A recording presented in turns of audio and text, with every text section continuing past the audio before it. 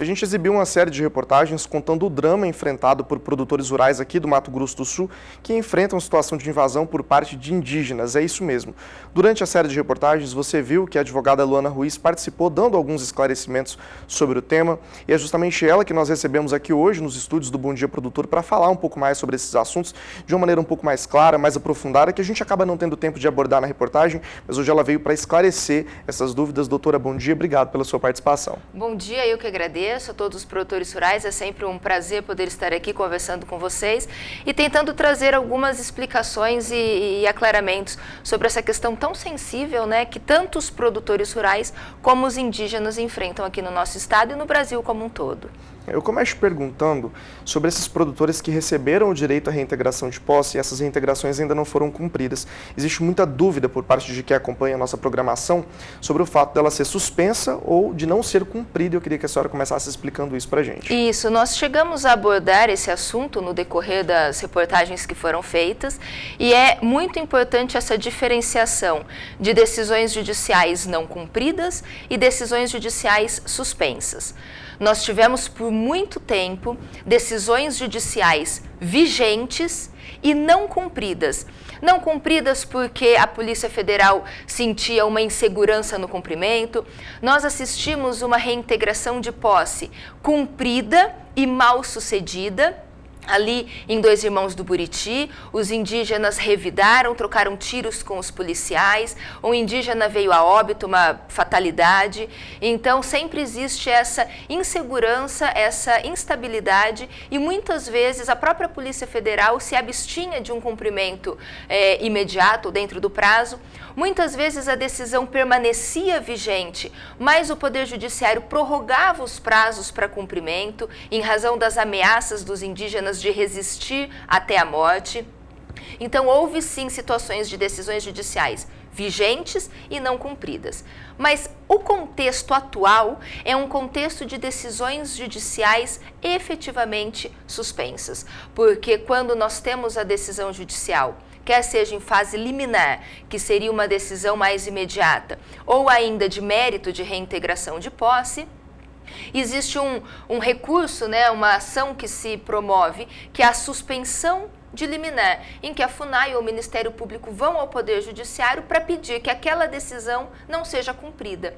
E o Supremo vem entendendo, vem deferindo os pedidos de suspensão de liminar para que a liminar ou para que a reintegração de posse na decisão de mérito não seja cumprida antes do trânsito em julgado. Então são essas as duas diferenças, mas a realidade atual realmente é de decisões judiciais suspensas, em regra pelo Supremo. O que acontece de fato lá no Supremo para que essas decisões então sejam suspensas e os produtores continuem sem o direito de retornarem a totalidade de suas propriedades? Em alguns casos, como a gente acompanhou durante a nossa produção de reportagem, a gente tem produtores que saíram de casa com a mão na frente e outra atrás, não tiveram a oportunidade de voltar até hoje, estão invadidos há mais de 5, 10 anos. O que acontece então para que essas reintegrações sejam suspensas? Eu entendo que acontece, em especial dentro do Supremo, um ativismo judicial. Nós estamos falando tanto de ativismo judicial. O que é o ativismo judicial? É quando o Poder Judiciário vai além da competência de julgar e cria situações e cria interpretações que ele chega às margens de praticamente estar legislando. E por que eu entendo como um ativismo judicial? Porque o ordenamento jurídico, ele prevê que a invasão de propriedade privada, ele prevê que a ação mano-militar ou exercício arbitrário das próprias razões, ainda que tivessem razão, esse exercício arbitrário, isso é um crime. E o Poder Judiciário e o Supremo, quando suspende a liminar, ele está legitimando o que a lei considera um crime. Então eu entendo que a mazela está nesse entendimento do Supremo, que cede às pressões dos indígenas, que eu chamaria até de chantagem, e cede a essas pressões dos indígenas de que resistiriam até a morte e suspende contra a legem as reintegrações de posse. Qual que é o papel do Estado ou até mesmo de todos os órgãos públicos dentro dessa situação? A gente se ouve falar muito que os produtores vão buscar uma solução para o problema, a gente acompanhou de perto tudo que vem acontecendo, ouviu de muitos produtores que em muitos casos eles acabam não sendo ouvidos pelos órgãos competentes. Então qual que é o papel real de quem está aí na linha de frente para ajudar quem foi invadido? Bom, quando nós falamos em Estado, em poder público, nós falamos em executivo, legislativo e judiciário. O papel primordial do executivo nessa questão marcou os últimos 30 anos do Brasil e com muita ênfase nos últimos governos que nós chamamos era PT. Então, o poder executivo implementou esse conflito com essas demarcações como se fossem terras indígenas de áreas que não têm posse tradicional. Esse é o primeiro papel, a primeira contribuição efetiva do Poder Executivo. O atual Poder Executivo, nós temos hoje um governo que defende os direitos indígenas, que defende a Constituição, mas que busca a solução e que busca estancar o caos. Então, nós devemos entender e respeitar os direitos dos indígenas, mas não podemos permitir a invasão. Essa é a linha do atual governo, que está no poder há apenas pouco mais de 2 anos e não tem tempo suficiente para corrigir aquela contribuição maléfica dos governos anteriores. E aí, o Poder Judiciário, como eu acabei de dizer, o que o cidadão faz? O cidadão busca quem? Busca o Poder Executivo. Busca o governador, um diálogo com a Presidência da República, com a Presidência da FUNAI. E o Poder Executivo de hoje assiste essa situação do caos instalado do passado e está buscando, sim, mecanismos para solucionar. E aí esbarra no último poder ao qual eu ia mencionar, que é o Poder Judiciário. Se nós observarmos o que o Executivo tentou fazer, o Bolsonaro assume, não precisamos ficar na questão indígena, não. Nós podemos ver a questão do DPVAT, que o governo tentou suspender, o Supremo disse que tinha que continuar pagando. Utilização de radar móvel pela Polícia Rodoviária Federal. O governo federal teve uma interpretação, entendimento de não utilização. O Poder Judiciário falou que não, que era para continuar utilizando. A nomeação do Ramage na questão da Polícia Federal, o Poder Judiciário Supremo disse que não, e que era para ser, e anulou aquela nomeação. Então, até que ponto, aonde pode avançar o Poder Executivo, o governo federal, o presidente da FUNAI, com esse cerceamento do exercício do seu poder pelo Poder Judiciário e, muitas vezes, nessa queda de braço pelo próprio Poder Legislativo. Existe, sim, a necessidade de cidadãos brasileiros buscarem os órgãos públicos para a defesa dos seus direitos. Todos os cidadãos brasileiros, inclusive os indígenas, que também são cidadãos brasileiros, tanto quanto todos nós, devendo buscar o Poder Judiciário, o Poder Executivo, buscar o respaldo do Estado e não agir com ação mano-militar, exercício arbitrário das próprias razões e invadir as propriedades. É esse o contexto. Se nós não tivermos um saudável diálogo entre os 3 poderes, em especial com o Poder Judiciário, nós não vamos conseguir avançar nas soluções. Repito, o governo federal vem agindo para manutenção, para a estabilidade social, para afastar o caos do campo, mas nós temos um Poder Judiciário que, infelizmente, vem continuando a legitimar essas questões que, como eu havia dito, é crime, a invasão de propriedade privada. E a gente vem batendo nessa tecla já há algum tempo. É importante salientar aqui, como a doutora estava falando, que nós não estamos contra os indígenas, nós estamos apenas defendendo o direito de quem tem direito. E nós procuramos a FUNAI durante a produção das reportagens para pedir uma resposta, um posicionamento sobre o assunto, mas nós fomos informados pela própria FUNAI que eles não teriam fonte disponível no momento para falar sobre o tema. A gente deu sequência ao material, buscando entender o que acontece no campo e justamente buscando entender o que está acontecendo. Eu gostaria de saber qual que é o respaldo para que os indígenas invadam essas propriedades, permaneçam lá e mesmo que existam diretrizes que ordenariam para que eles se retirassem da propriedade, eles ainda continuem por lá. Antes de falar especificamente no respaldo, o que ampara os indígenas para cometerem as invasões, eu quero fazer um parênteses em relação à FUNAI. Eu estive no governo federal, eu fui para o governo federal ainda na transição, no final de 2018, permaneci no governo federal como secretária adjunta na Secretaria Especial de Assuntos Fundiários até meados de 2019, e retornei, na sequência, às minhas atividades, ao meu escritório, que é a minha atividade profissional. Então, eu não estou aqui, em hipótese alguma, como porta-voz do governo. Eu estou aqui como advogada, como cidadã e como produtora rural. Mas eu acho que é importante nós destacarmos as ações da FUNAI. Nós tivemos agora, em abril do ano passado, a Instrução Normativa 09, fundamental, de extrema importância, porque a Instrução Normativa 09 da FUNAI de abril de 2020, ela tira do sistema, ela tira do CIGEF, que é aquele sistema do INCRA, em que é processado o geoprocessamento para certificação dos imóveis, ela tira as coordenadas das áreas em estudo. Então, só pode ser considerado terra indígena neste sistema e só pode concluir com sobreposição de terra indígena às propriedades particulares quando aquela terra indígena já for homologada. Áreas em estudo não podem inviabilizar o direito de propriedade.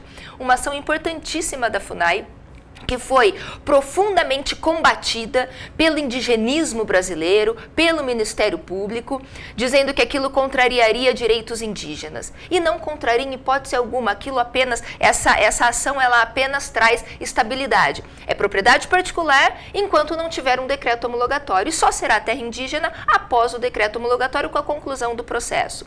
Outra questão muito importante que a FUNAI vem praticando, e de todos esses anos que eu convivo com o conflito, eu entendo que é um dos elementos mais importantes.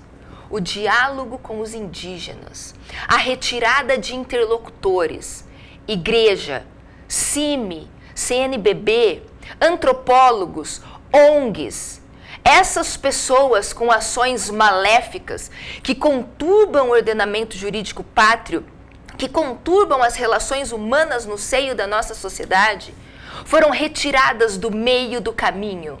É FUNAI e indígena. Os indígenas, as comunidades indígenas podem, devem e agora estão falando por si. E essa retirada desses interlocutores que praticam sim a má-fé, nós acompanhamos a CPI do CIMI da FUNAI na Assembleia Legislativa, que destaca a atuação de ONGs, não precisamos ir longe, a atual atuação de ONGs em relação ao meio ambiente é flagrante o malefício que trazem. Então eu entendo que esse diálogo direto com a FUNAI é o principal ingrediente que o atual governo traz. Porque demarcação de terras não é a principal solução para as mazelas das comunidades indígenas. E os produtores rurais e as comunidades indígenas precisam abrir o leque de observação de atuação do governo para entender o tanto que certas atitudes, certas condutas que contribuem para a independência, para a autossuficiência, para a subsistência dos indígenas, que os retiram, que os aproximam da dignidade da pessoa humana, como que isso traz os reflexos positivos para a estabilidade e para a paz social. E então, depois desse ponto que eu acho muito importante, o que respalda os indígenas na invasão? Nada. O que respalda os indígenas a cometerem esses atos conflituosos é uma consciência coletiva que foi trazida para o seio das comunidades indígenas de que eles teriam direito de cometer essas atrocidades. E não tem. E como acabamos de falar, a certeza da impunidade pelo respaldo de decisões judiciais que legitimam o caos é que faz com que essa situação aconteça. E ambas as partes são vítimas. Os indígenas também são grandes vítimas de políticas indigenistas totalmente irresponsáveis de governos anteriores. A gente tem uma Constituição que defende que os produtores que estavam, né, nessas terras a partir do dia 5 de outubro de 1988, que foi o ano em que a Constituição entrou em vigor, os indígenas não teriam direito sobre essas propriedades. Mas a gente tem casos recentes de indígenas que invadiram há 2, 5, 4, 10 anos, que reivindicam essas terras e eles não estavam lá antes. Mas aí a gente volta a comentar sobre aquele assunto de reintegração, porque o papel do governo é justamente evitar o conflito. Então a gente tem uma lei que permite que você tenha a sua propriedade de volta, mas precisa passar por todo o processo judiciário, mas a gente também tem uma lei que evita o conflito.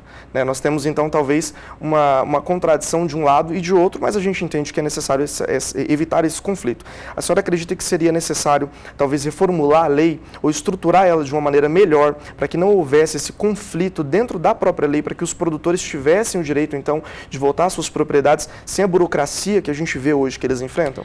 Olha, sob essa visão de que a lei seria contraditória, traria direitos antagônicos, já tramita no Congresso há muito tempo diversas PECs, projetos de emenda constitucional, para alterar o que seriam essas contradições. Por exemplo, uma PEC que prevê que se a terra for indígena, seria viabilizada a indenização do produtor rural.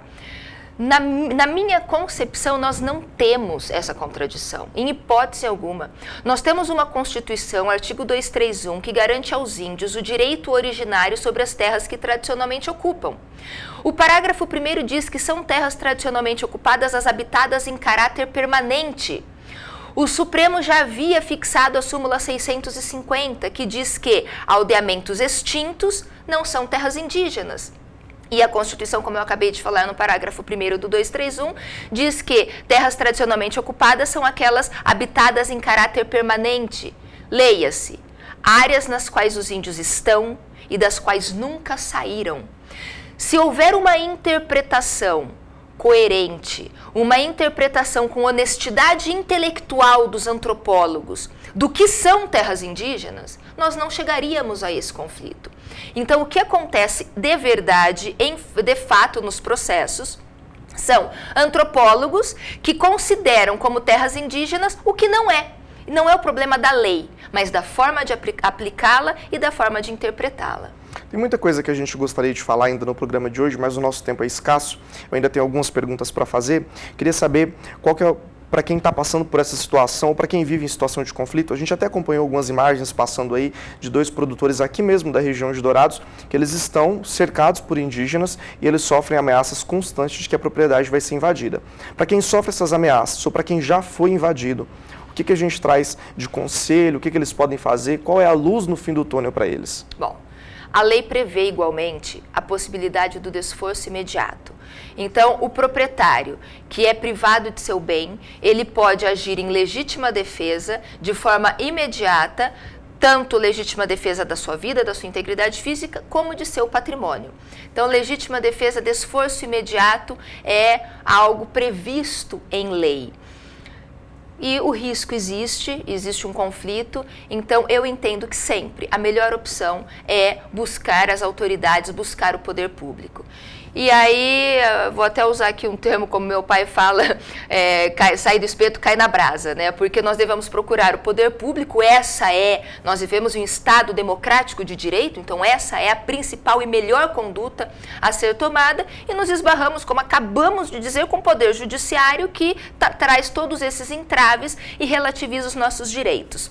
O que nós precisamos, eu acho que é a solução, e não é a curto prazo, porque foram anos de diálogo torto das ONGs e da igreja com as comunidades indígenas, crianças de 10 anos, que há 20 anos atrás tinham 10 anos, hoje são adultos de 30, que cresceram com essa lavagem cerebral. Então nós precisamos de um aclaramento nas comunidades para que essas artimanhas maléficas vão sendo aos poucos desconstruídas, e que a gente possa estabelecer a paz da base, né? E não necessitar de um estabelecimento da paz de cima para baixo. Isso tem que ser de baixo para cima, no natural convívio entre as pessoas. Resumindo, você foi invadido, você corre o risco de ser invadido, procure as autoridades. Infelizmente, é o que nos resta e na expectativa de que esse contexto, essa alteração de entendimento já está acontecendo, não é que vai acontecer. Vamos imaginar 2013, 2014, 2015, 2016 Carapó, 2013 Buriti,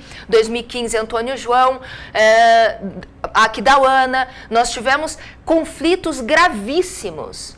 E se nós formos agora de trás para frente, 2021, 2020, 2019, 2018, a gravidade dos conflitos e a incidência dos conflitos já vem diminuindo. Então, nós já estamos, sim, experimentando um início de uma paz social. Mas existem os conflitos já instalados, já sedimentados há muito tempo. Conversei recentemente com um produtor rural, quero até deixar aqui meu abraço para o seu Tórmina, está com a sua propriedade invadida há muitos anos, assiste os índios usufruindo do seu bem, enquanto de outro lado passa por uma situação extremamente delicada, porque teve aviltado o seu direito de propriedade. E o que fazer nessas relações, nessas situações que o caos já está instalado há muito tempo? Esperar, aguardar, porque é uma construção que eu tenho certeza que o poder público vai nos permitir colher os bons frutos de uma desmistificação dessa questão indígena, de que propriedades privadas seriam terras indígenas, porque não o são. Tá certo, então, doutora, obrigado pela sua participação, viu? Eu que agradeço, um bom dia a todos, uma boa tarde, né? Não sei como será essa, mas quero agradecer aos produtores rurais, mais uma vez, ao canal do Boi por essa oportunidade de trazer esses esclarecimentos. Aí a gente segue por aqui, eu espero poder voltar em alguma dessas propriedades que a gente foi no decorrer do ano de 2020, acompanhando a situação de invasão, para contar agora que os produtores puderam tomar de novo a posse de suas propriedades.